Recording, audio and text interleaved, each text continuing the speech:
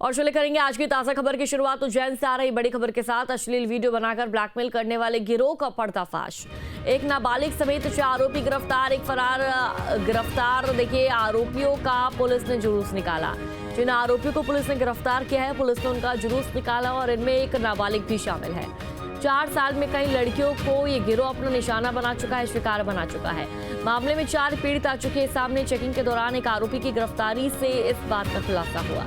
गिरफ्तार आरोपी के मोबाइल से मिले वीडियो से खुलासा हुआ।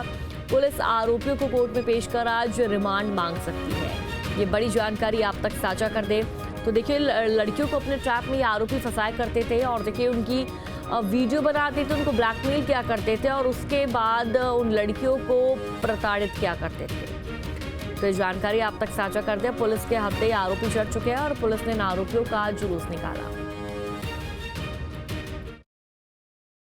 जब उन्होंने चंबल ब्रिज के नीचे एक लड़के को मोबाइल चलाते देखा तो उन्हें संदिग्ध लगा तो फिर जब वो उसके पास गए तो वो पुलिस को देख के भाग गया और भागते हुए, लेकिन उसके पास का जो मोबाइल था और उसके पास एक पेन ड्राइव भी, वो वहीं पर घटनास्थल पर गिर गई। और वहाँ पे जब पेन ड्राइव और मोबाइल को थाने पर लाकर देखा गया तो उसमें कुछ ऐसी अश्लील वीडियो लड़कियों के मिले, जिस पर तत्काल माननीय पुलिस अधीक्षक महोदय और मुझे इस बारे में अवगत कराया गया। जो टीम गठित की थी उस पर तुरंत ही उनको गिरफ्तारी के प्रयास प्रारंभ हो गए और उनको 15 घंटे के अंदर जो टीम ने तुरंत गिरफ्तार कर लिया, जो कि पुलिस के द्वारा एक बहुत ही बड़ी सफलता है।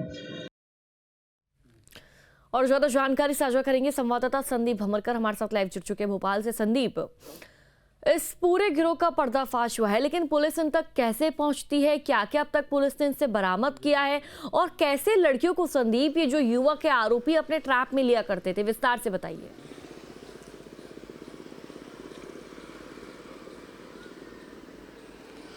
देखिए इशिका, ये पूरी पुलिस की मुस्तैदी से संभव हो सका है। पुलिस ने जो रात्रि गश्त के दौरान में पूछताछ की जाती है, संदिग्धों पर नज़र रखी जाती है, इसी दौरान पे देखा गया कि खंडहर में कुछ युवक बैठे हुए हैं और मोबाइल देख रहे हैं। पुलिस उनके पास गई थी।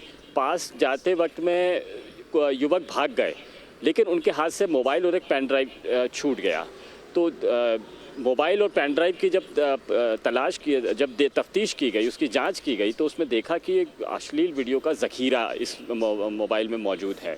और इन वीडियोस को बारीकी से जब देखा गया है तो ये पता लगा कि लड़कों के साथ में कुछ जो लड़कियां हैं जो स्थानीय हैं, इन स्थानीय लड़कियों की शिनाख्त की गई, उनको थाने बुलाकर समझाइश दी गई, उनके परिवार भी उनके साथ में थे और जब पूछताछ की गई तो ये सनसनीखेज खुलासा हुआ कि ये गिरोह, जो 6-7 लड़कों का गिरोह फिलहाल नज़र आ रहा है, ये लड़कियों को प्रेम जाल में फंसाता था। ये लड़कियों ने बताया है कि उनको पहले प्रेम जाल में फंसाया जाता था, फिर चुपके से उनके वीडियोस बनाए लिए जाते थे जो अश्लील होते थे और इन अश्लील वीडियो के ज़रिए उनको ब्लैकमेल करके उनको दूसरे लड़कों के साथ में उनको संबंध बनाने पर मजबूर किया जाता था।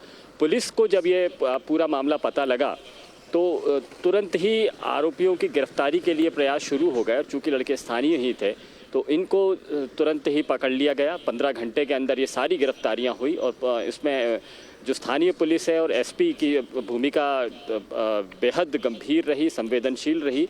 लड़कियों की, पीड़िताओं की पहचान को छिपाकर आरोपियों को पकड़ा गया है और अभी पुलिस आज उनको अदालत में पेश करके रिमांड मांगेगी और पूछताछ करेगी। पूछताछ में पुलिस को इस बात का शक है कि ये केवल अकेले ये इतने लड़के नहीं हैं, बल्कि इनके साथ में कुछ और भी लोग हो सकते हैं। तो पुलिस को अभी इस पूरे गिरोह की तलाश है। अभी तक 4 लड़कियां सामने आई हैं जो वीडियोस में नज़र आ रही हैं। इसके अलावा शक इस बात का भी है कि और भी लड़कियां हो सकती है जिनकी तलाश करना बाकी है। और अब आज जब ये मामला खुल रहा है तो जो पीड़िताएं हैं हिम्मत करके और भी सामने आ सकती है। क्योंकि भोपाल में ऐसा मामला देखा गया है, जब लव जिहाद के मामले में एक पीड़िता सामने आई तो फिर हिम्मत करके और कुछ और पीड़िताएं निकली और फिर 5 पीड़िताएं इसमें सामने आ गई थी। तो उम्मीद इस बात की है कि और पीड़िताएं भी इसमें सामने आ सकती है। लेकिन ये सनसनीखेज मामला है जो नागदा जैसे शहर में चल रहा था। युवक लड़कियों को अपने प्रेम जाल में फंसाते थे और फिर उनके साथ संबंध बनाते हुए अश्लील वीडियो की रिकॉर्डिंग कर लेते थे और इन रिकॉर्डिंग के ज़रिए इन लड़कियों को ब्लैकमेल किया जाता था। तो इसको लेकर नागदा शहर में तो तनाव जैसा माहौल है ही, लेकिन पूरे प्रदेश में सनसनी है कि पहले इसी तरह का एक मामला भोपाल में सामने आया, फिर इंदौर में निकला और अब उज्जैन में भी, जो एक संगठित गिरोह जैसा लड़के चला रहे हैं और लड़कियों को प्रेम जाल में फंसाकर उनके अश्लील वीडियोज़ बना रहे हैं, उनको बहला रहे हैं और फिर उनको ब्लैकमेल करने का सिलसिला शुरू हो रहा है। इंदौर, भोपाल के बाद में उज्जैन में यह मामला जब सामने आया तो ये सनसनी जैसा लगता है इसमें।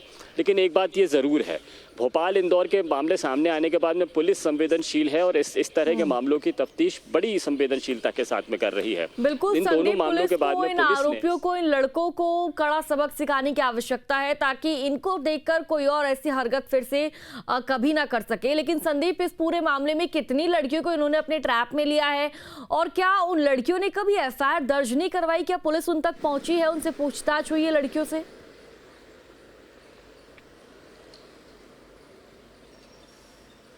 देखिए, जब पुलिस इन लड़कियों के पास पहुंची थी तो ये लड़कियां डरी हुई थी और केवल लड़कियां नहीं बल्कि परिवार के लोग भी डरे हुए थे।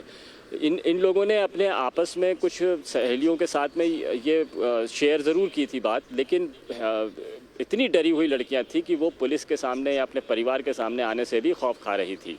पुलिस ने इनको तरीके से समझाया, ठीक से समझाया, महिला पुलिसकर्मी भी इनके साथ में थी, परिवार को समझाइश दी, तब जाके ये लड़कियां सामने आई हैं और अभी तक 4 लड़कियां मिली हैं जो स्थानीय हैं।